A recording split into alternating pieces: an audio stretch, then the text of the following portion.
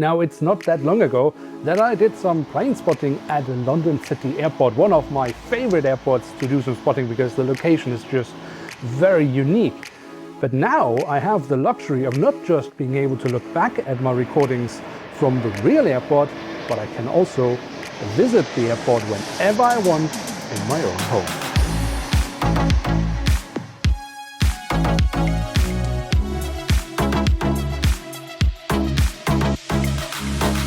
And with that, hello and welcome to a new episode of Review, where we, as mentioned, will today take a closer look at the new mini version of the London City Model Airport from A4 Airport. In terms of packaging, that is something that does change every now and then with A4 Airport, but we can see here on this parcel we have the label where you can already get an impression of what is waiting for you inside. Now, for full transparency, I should say that A4 Airport is sponsoring this video. They have sent me this product to review, but as always, I will give you my honest opinion about what we have here in front of us. So let's head into the review.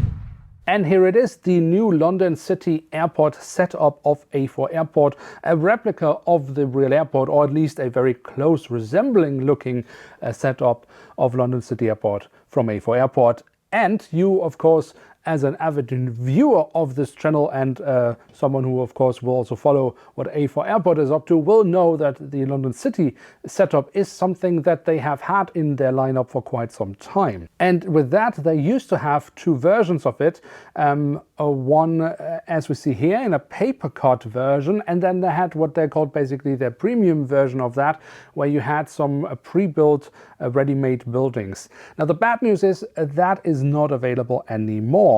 But they have reworked the paper cut version, and that is currently available in two versions. The full-scale version, where you have a much longer setup than what we see here, and this is then the mini series. So you have one A3 board with a building, and you have four stands that, of course, are heavily inspired and in large parts replicated from the real setup you see at London City Airport. Of course, we have this paper cut building here, which is actually really simple. I mean, it is just, you know, you can see here a rectangular building, so it is very simple to assemble. I like to use double-sided tape when I'm assembling my A4 Airport products, but you can also use any type of glue, a glue stick. As long as it works with paper, then you will be just fine.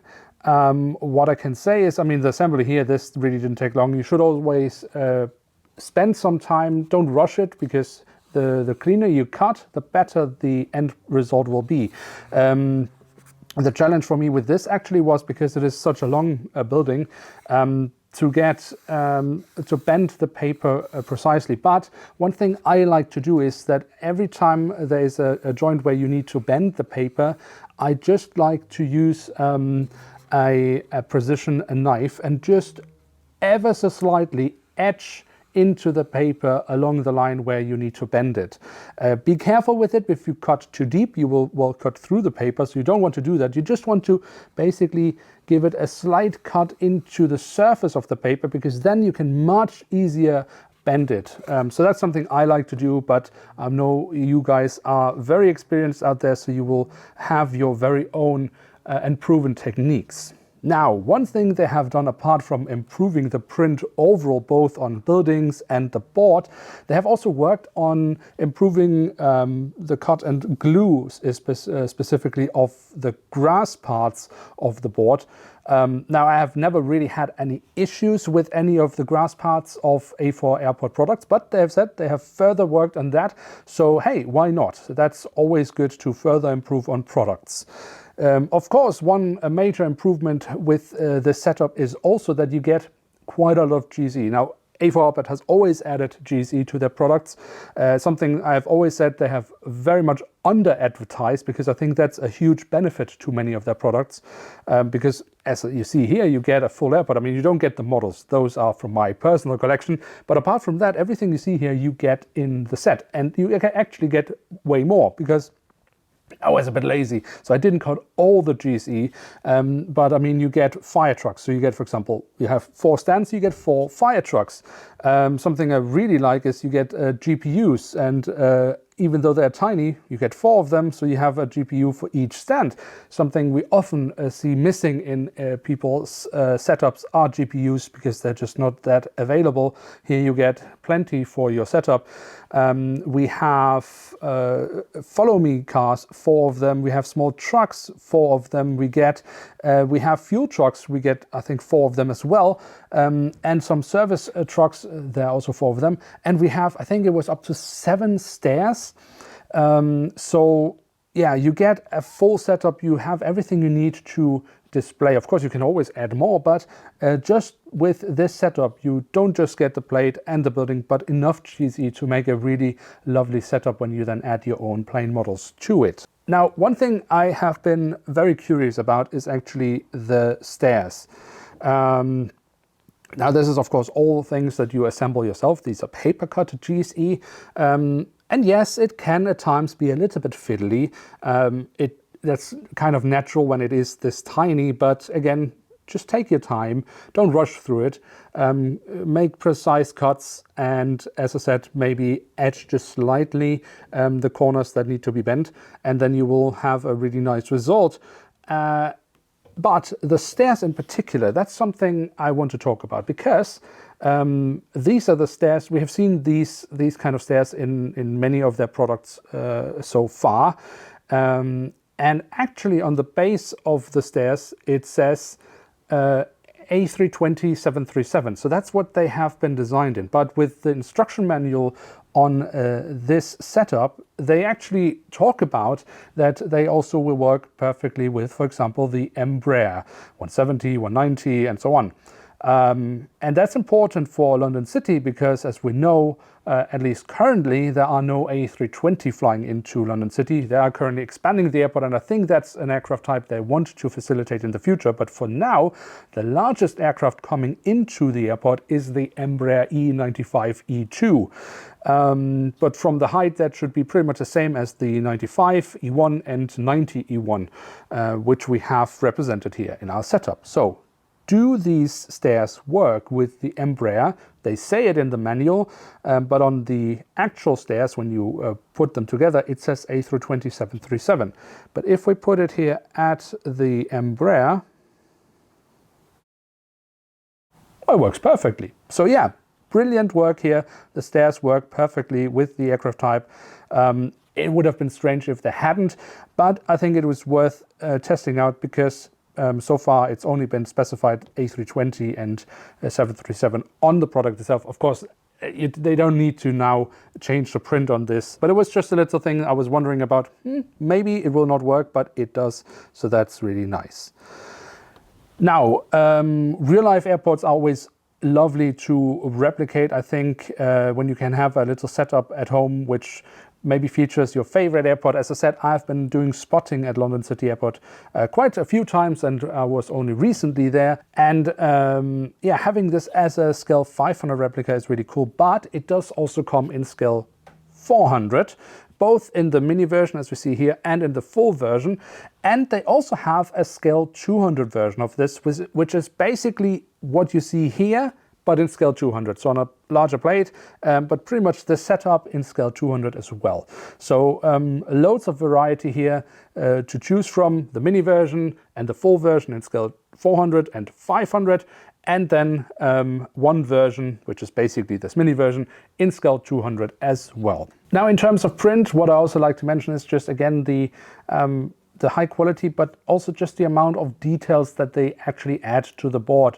This could be done much more simple, but they really do put time and effort into adding all these markings you would find on the taxiways, in the stands, the entries to the runways. It just looks really, really lovely. I've said it many times before, but I stand by it. I mean, what can I say? It doesn't look bad. It looks really good. So that should be mentioned as well. We have also, which is really cool, the features that you see, of course, in London City. At least currently, the setup is that the aircraft go into the stand, turn around, and then face outwards. So we have the markings for that. But actually, they also have here the ability to go into the ramp as you would see normally. And I think that's actually something they will be adding, or are adding currently. So it's not something I've noticed aircraft doing yet, but I think they've basically future-proofed the setup here. But in any case, again, it kind of gives you the variety. You can place the aircraft as we would see that right now, but you can also place the aircraft because we have the markings and the stand for that, as we maybe see with other. Perhaps this is used with ATRs, turboprop aircraft that also do come into the airport. I'm not quite sure. Maybe some London City expert out there can let me know about that. But it's really cool because, again, it just gives us a little bit more flexibility in how we want to display our aircraft. So there we have it, the new A4 Airport replica of London City Airport in the mini version in scale 500. And what can we say about this setup? Now, I think this is once again really lovely work from A4 Airport. They have done a brilliant job with the print. They've added loads of details. We have big flexibility in how we want to display these aircraft models.